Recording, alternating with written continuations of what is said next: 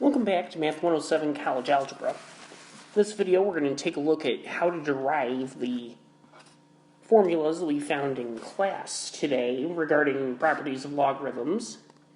So the first one we're going to look at, first off, we're going to say log base b of x is equal to m, and then log base b of y is equal to n. So what we're going to do is take the log base b of xy, we're going to let that equal z. So that's saying b to the z is equal to xy. But up here, under the definition of logarithm, b to the m is equal to x, and b to the n is equal to y. So we can make that change down here. So b to the z is equal to b to the m times b to the n. Then properties of exponents tell us b to the z is equal to b to the m plus n. So therefore, z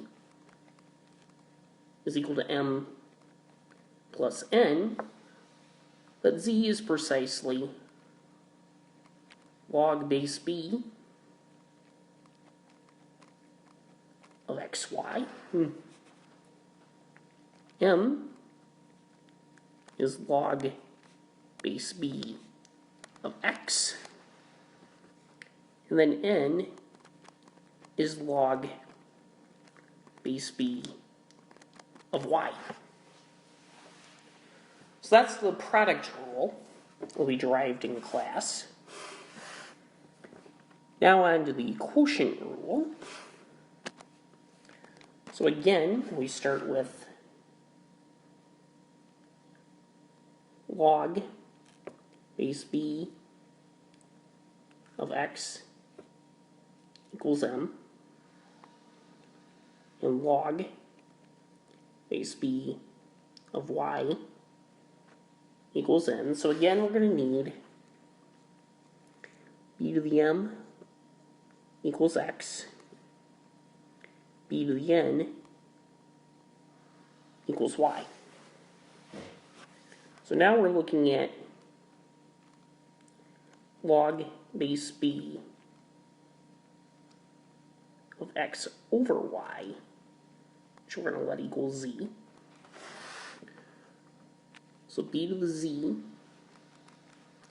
equals x over y, or b to the z equals b to the m over b to the n, which under properties of exponents means b to the z equals b to the m minus n. So z equals m minus n,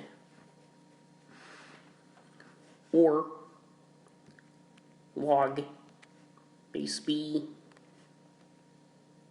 of x over y equals log base b of x minus log base b of y. So that gives us our quotient rule. So we had the other two rules we looked at, the power rule. So this time we only need one log. We're going to let the log base b of x equal, I'll go ahead and keep it at z. And now we're going to look at the log base b of x to the n. Oops, I wanted to let log base b of x equal m. And this is what we're going to let equal z. So we again get b to the z equals x to the n. And under this rule, we still have b to the m equals x. So now we get b to the z is equal to b to the m to the n. But, under properties of exponents, b to the m to the n is equal to b to the mn. So we get z equals mn, which I could rewrite as nm under commutativity. So we end up getting log base b of x to the n is equal to n log base b of x. Then the fourth formula that we want to derive is about log base b of a.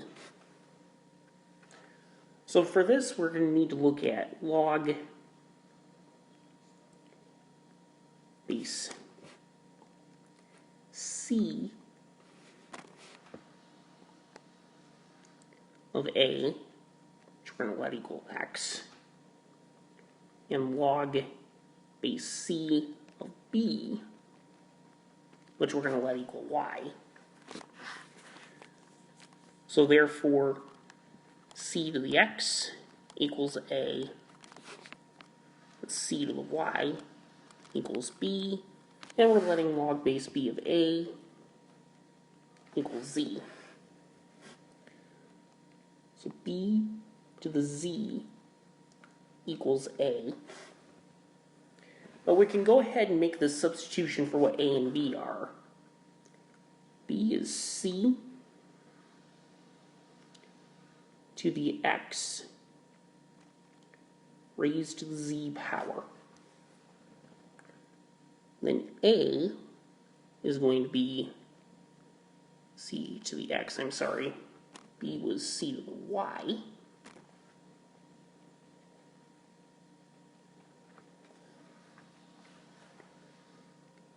So now we want to get z by itself.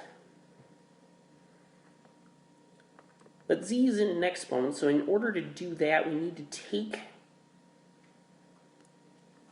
Well, first we can go ahead and simplify. So c to the yz is equal to c to the x. But we need to get that exponent down from where it is.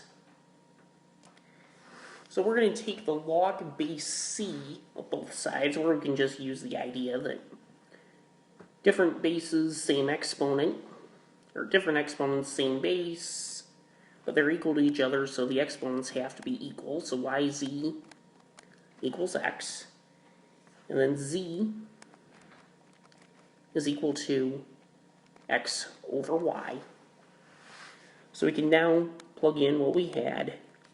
Log base b of a is equal to log base c of a divided by log base c of b. So that's the derivation of the various formulas that we explored in class. In the next couple of videos, we're going to take a look at how to solve exponential equations and how to solve logarithmic equations.